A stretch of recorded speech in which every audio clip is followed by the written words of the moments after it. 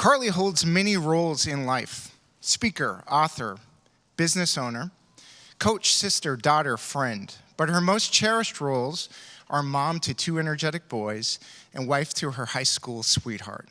After years of pursuing career titles and advancement, her journey took an unexpected turn when a life-threatening illness shook her world in 2017. In the midst of this battle, she learned the art of surrender, leaning on faith and perseverance to turn life's challenges into breakthroughs. Her book, Battle the Breakthrough, shines a beacon of hope for those facing hardship, inspiring readers to turn to life's painful moments into catalysts for growth. Now, as a certified dream manager and driving force behind the Dream Project, Karli empowers individuals, teams, and young minds to dream boldly, live purposefully, and unlock their full potential. Her mission is to help teams lead with purpose and individuals feel inspired, fostering unmatched engagement, success, and fulfillment. And Karli shares a verse with us from Habakkuk 2, verses 2 through 3. Then the Lord answered me, write the vision. Make it clear so that anyone can read it quickly. The vision will still happen at the appointed time. It hurries toward its goal. It won't be a lie. If it's delayed, wait for it. It will certainly happen. It won't be late. Please help me welcome Karli Moch.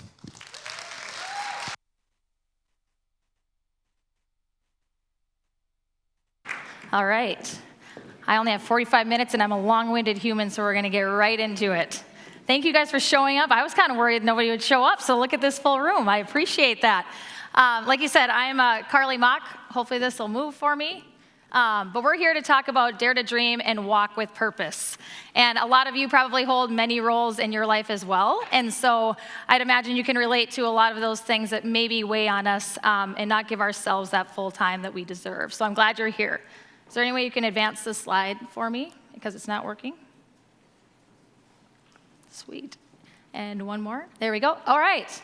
So this is me and my sister at a young age. And I wanted to share a story with you that really resonated in regards to what I want to get across to us today. And picture myself and my sister at about 10 and 12 years old, and it's Christmas Eve, and we had this tradition that us four as a family, my parents and us two, always just spent Christmas Eve, the four of us. And so we weren't distracted by how often we are now of running to one parent's house, then to grandma's, then to please everyone around us, and holidays become this stressful thing.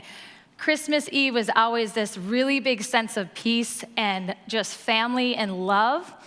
But one thing we always had to do was wait. And we had to wait until my dad would get home from work.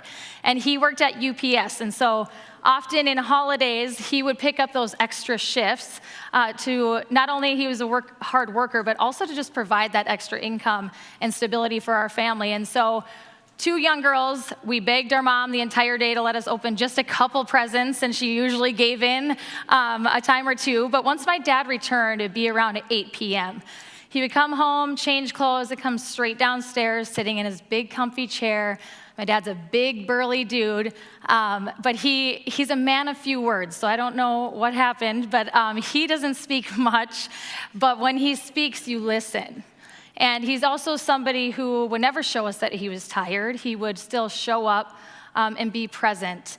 And he does this thing that drives my mom crazy, that, she's down to the budget. My mom is like, to the penny, has her plan. Everybody's gifts are even. If there was like one extra gift for me versus my sister, she'd have to like separate something and wrap it separately.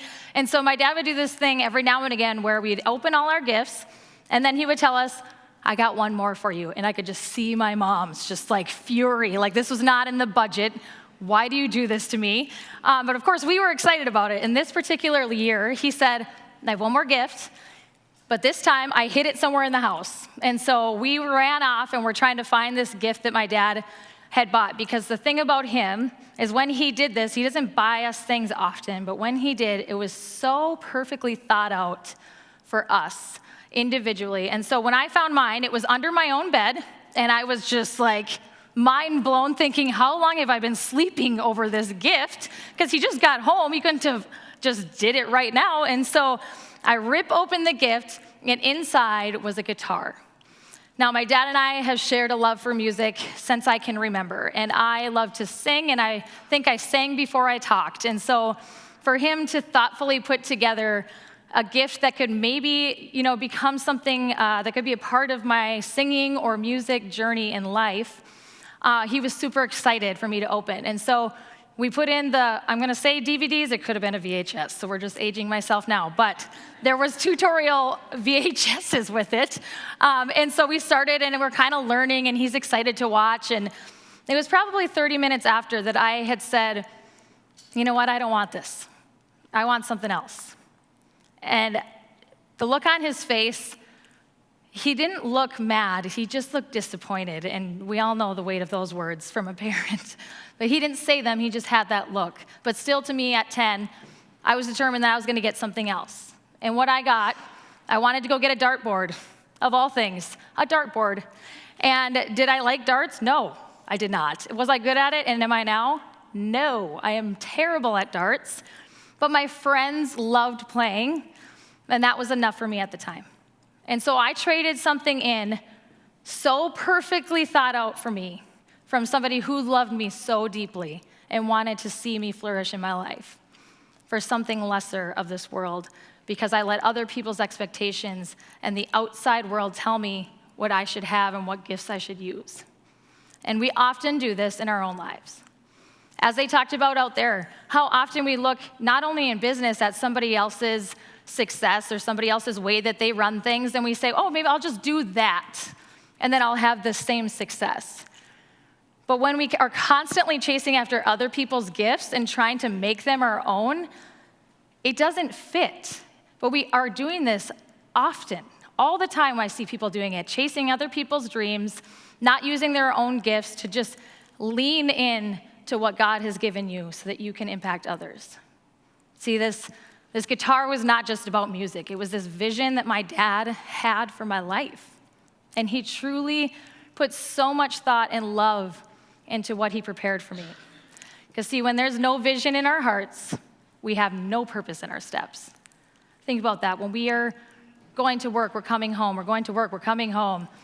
Maybe you're not a goal person. Maybe your family, they just go by. I'm a wing it as it gets. But I also have deep thought of vision and what I want for my life, where I want to go, the people I want to impact, who I want to be around. And when we don't have those visions so clearly written, like that verse before, we walk through life with no purpose. And when we have no purpose in our steps, we settle for lesser things of this world. And we let the enemy take control. And so today we're going to start with the end in mind. And so in your booklet, I'm going to give you a few minutes. Picture yourself, maybe you're 95 years old and you're looking back on your life. Because if we start with the end in mind, maybe today we can leave not having these I wish I would have moments. And so answer the questions and say, I wish I would have, and then below it, fill in each prompt. I'll give you a few minutes. Okay, I see some pens going down, so I'm going to keep going. All right, did anybody say they wish they would have worked more? Anybody? Gosh, I was kind of scared there was going to be like somebody that raised their hand. But no, we don't wish we would have worked more. And the reality is, there's a study out there that between 18 and 65, they did a study on just a typical 40-hour work week, that we spend 90,000 hours working in our lifetime. 90,000 hours. That is a third of our life. And then they went on to say that another third of your life is spent sleeping. And then we have this tiny little third left to live and to love and to chase our dreams and to live with adventure and just energy for life. And so often, not only is this something that we need to look at and say, we need to make intentional choices about that third that we get, also, we're all here for a purpose of how do we intertwine this in our work? If we say we're Christians, and we're showing up at work for 90,000 hours of our lifetime, think of the amount of people that you could impact. Think of the amount of people that maybe just needed that one nudge, and then they started walking towards the kingdom that maybe they never would have. We have that responsibility. Because when we claim to be Christians, we can't be coming to work and gossiping about everybody else. We can't be showing up at work and being short-tempered and rude and holding grudges and why didn't I get this and why didn't I get that? We cannot do the both at the same time. And of course, we're humans. We're never going to be perfect. I will never admit to being perfect in all of these areas. We get it wrong all the time. But I do believe that you're all in this room because you want to do better and you want to try harder, right? Because there's a lot of people that we love within our workspaces that we can impact. Now, these questions that you just answered, these were questions that plagued my life at the age of 30 instead of 95. See, I was a mom to my 1-year-old son at the time, and I found myself hospitalized just 30 days after I was diagnosed with a disease called ulcerative colitis. And this disease is a lifelong illness that I will face. It affects my GI tract and causes ulcers and inflammation to wreak havoc in my body. And so this was one of those major defining moments of my life. Hospitalized for 30 days, losing a pound a day. I lost my voice completely. No talking, definitely no singing. I lost all of my hair. And then I lost my ability to have more children. And I had 3 life-saving surgeries in the span of 12 months, one in which that left me with a temporary ostomy bag. All of these things were stripping away everything that I had held my identity in so much. It's like the moment I saw the hair fall out was the moment I said, who am I? And actually saw how sick I was for the first time. But although this was the most challenging thing I have ever faced in my life, it is the one I am absolutely most grateful for because it has set me on a path where He has written such a vision for my life, and all I have to do is follow. And so I'm so grateful for that. Now, at that time, I was in corporate America. Who's here in a corporate gig? I'm not gonna shame the corporate. It's just like, you get it. So that 40-hour work week is a lie. Mine was about, I'm gonna bounce these so I don't hurt anybody, okay? Because I really was looking around at these vases filled with water. I was like, ooh, this might not hit. All right, so I was working, oh, there it goes. Nice one. 70 hours a week, giving my family the worst of me. Had no energy left for anything outside of work, especially the people I loved. Hey, nice one. Okay. And I was doing everything out of selfish ambition. Everything I was chasing was for other people's expectations. I was trying to fill a void that was not even possible, and filling my worth with these things and these titles and this money. And when that was stripped away, what did I have left? That's what I was facing with. But here's the thing. The enemy loves when our hands are full. And guess what? I didn't tell you to catch those. But every single day, we are thrown distractions. We are thrown other people's expectations, other people's timelines of what we should be doing, where we should be along in our life, and we're catching them. We're catching everything. And nobody is meant to carry that load. Because guess what happens? When you catch it all, we go home and we take it there. And we give those people we love the most nothing left and no room. And then we wake up and we take it into work. And we're supposed to leave that personal life at home and get rid of all the things and step into this role, right? We are not meant to carry this type of load. So we need to wipe our slates clean of the distractions, the busy that the enemy just loves to throw into our lives, the commitments, other people's expectations that are keeping you from your purpose. What lies are you allowing the enemy to tell you that is keeping you from walking in the purpose he has for us? So on your worksheet, there is a place where you can wipe your slates clean of maybe, and it has on there commitments. Listen, I like to make adjustments. They made me hand this worksheet in 2 months ago. So outside of commitments, if that doesn't resonate with you, what are those lies that you are telling yourself where you should be in life, what you should have by now, that you're allowing into your life and leaving you not following your purpose? So go ahead and write some of the things that you want to rid your mind or rid your calendar of so you can live on purpose.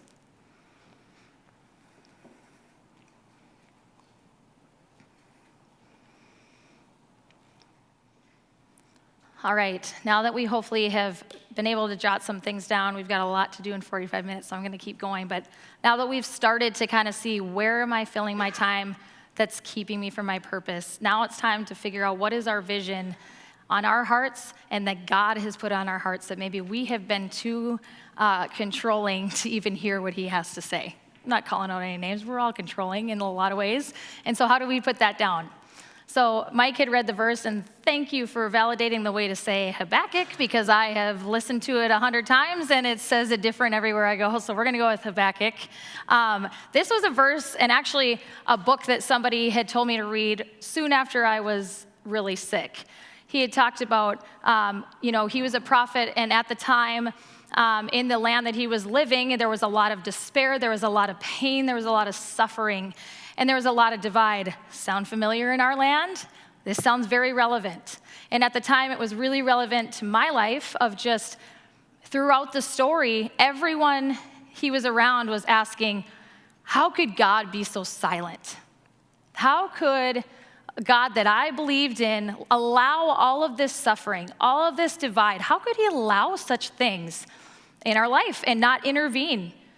And instead of going down that route, Habakkuk took his concerns to God, and he was seeking clarity from him. So instead of going the route that everybody else was of blame and not taking our things directly to God, he went to him. And although God did not give him a solution right away, he gave him a vision of hope.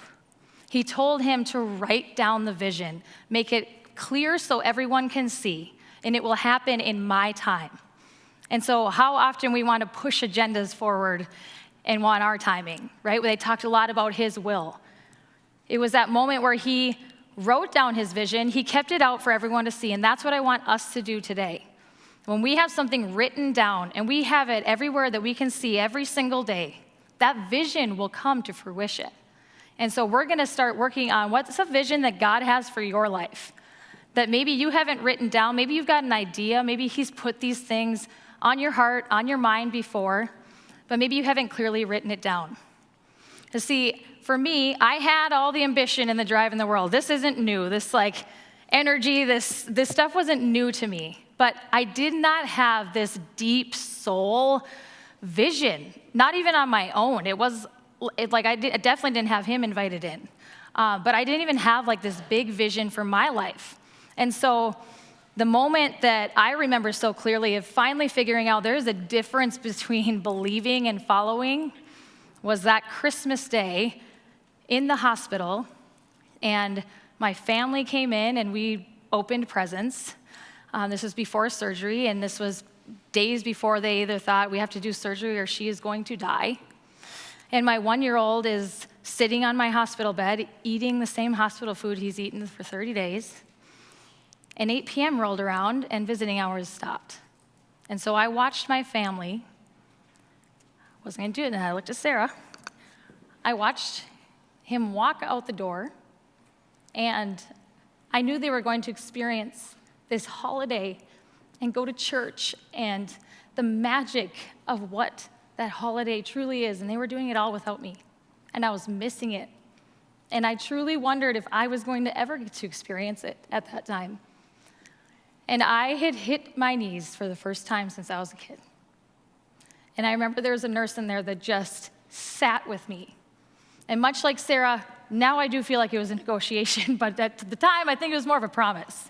I'm going with the promise that I had promised him, if you give me a chance to experience these types of things with my family, I will do anything you ask. I will walk through every single door, no questions.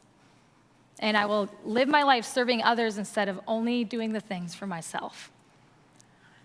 And it was weeks later that we ended up being able to have these surgeries presented as an option to us. And slowly but surely over time, I started to feel like he had finally given me this clarity that immobilizing pain after my first surgery subsided, but even more so, my mind felt so clear for the first time ever. And I truly felt like I was rediscovering my life again and joy, and I was just blindly following. And I had never known what that felt like. And it has been that way ever since. It has been 7 years. And I truly feel like I may hesitate for a little while, but once he puts it on my heart, it's I'm going. And my friends that are like, but what's the plan? I'm like, I don't know, but I'm going. And so pray for me, please. And so how do we rediscover that joy in our lives? How do we take his vision and put it into reality? Because here's the thing.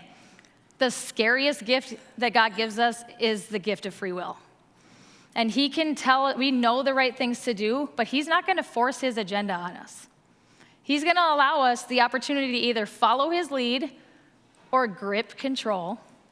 And that just leads to us seeking this achievement of what's next rather than what is true and what is lasting. How often we're like, well, what's next? What's next? I need the 4 steps, not the 1 step. Like, what's after that? No, what is true and what is lasting? And so we're going to spend the remainder of the time with you guys writing your vision. And I want to pray for us first because so often this control seeps in and we want to just write down every desire that we have for our lives without entering him in. So if you can bow your heads, we're going to just pray here for us all. Lord, I thank you so much for people in this room that are just so willing to have their hearts open today.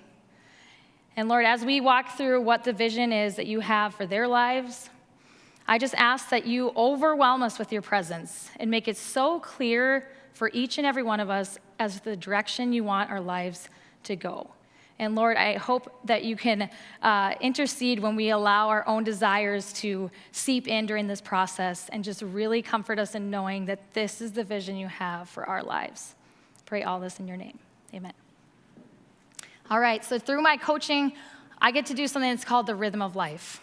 And truly what this is, the goal is to align our lives physically, which is sleep, rest, and nutrition. Our lives emotionally, which is about our relationships and our connectedness. And intellectually, of this continued desire to grow and be better. And also spiritually, waking up with that sense of peace and purpose.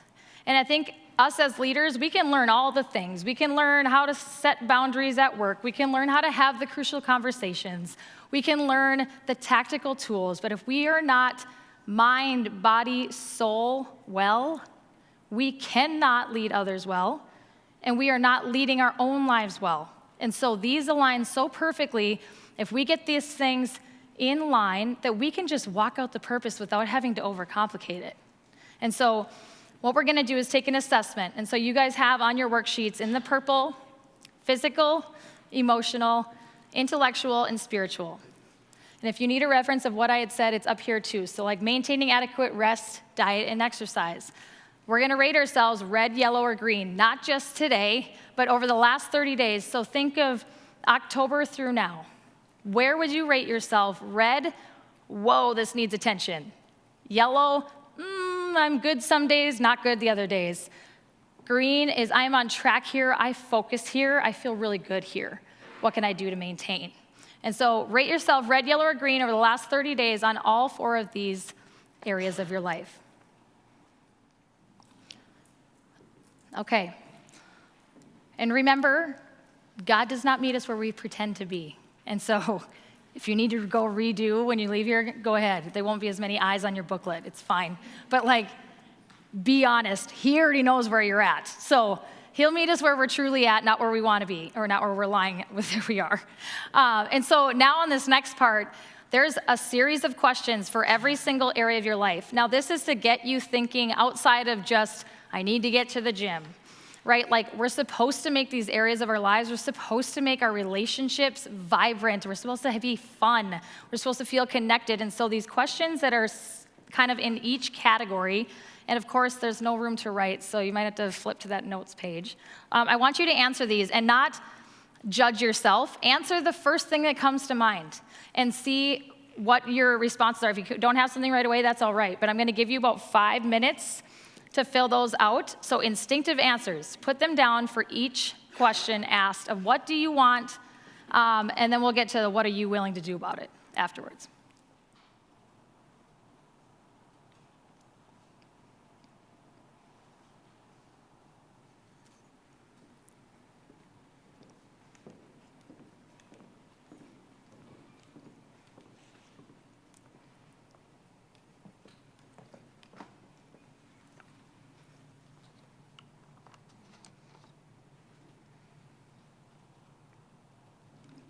If you're not done fully, I apologize, but you can continue this afterwards. So what we're gonna do now is to look back through them. And what I did when I went through this the first time that I had presented this, I went back and circled, during each of those questions, I went back and circled the things that were like, when I want to feel energized, I want to feel like I'm the mom who's able to, physically be out with my kids, and whatever those things are, go back through those and circle the things that stand out for you in each thing you wrote. Because then you're gonna do the prompt right below it that says, identifying those patterns. What are the patterns that are fluent throughout? Like maybe it's a lot of connection. Maybe it's like even one of my new hobbies I wanted to try. The why was because I wanted to spend more time with my husband doing something that he enjoys. If he's doing it, then I might as well learn how to do it, and let's go do it together, right? So like, what are the common themes throughout your answers? And then what feelings do those bring up? So you can put that in that section below.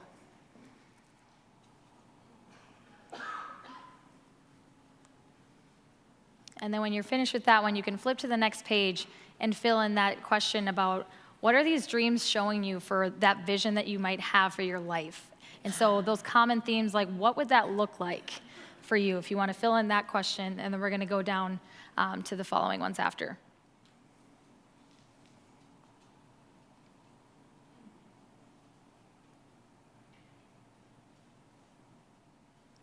All right, I know this is fast and furious. I know. This is just getting you started. 45 minutes, we can't figure it all out, right? But this is a good framework to get you started.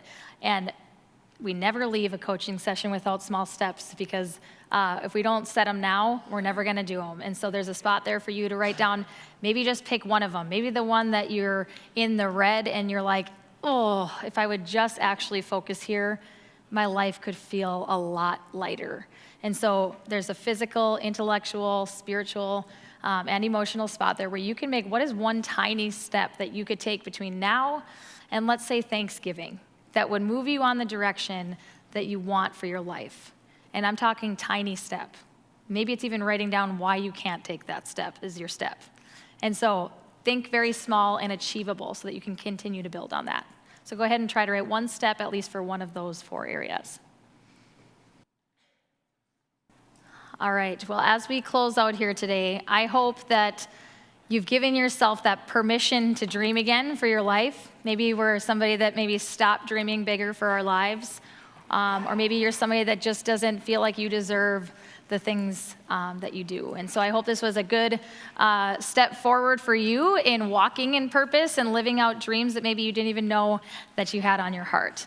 And I also hope that this vision, although it's just a starter for you, that hopefully you can start refining this and dig in a little deeper, make it plain and clear to see so that it is right there in front and center for you to have, so that we're not distracted by the what's next of this world, by the distractions of this world, but truly living in what is true and what is lasting for your lives. And so thank you guys for joining me here today, and hope you have a good rest of your day.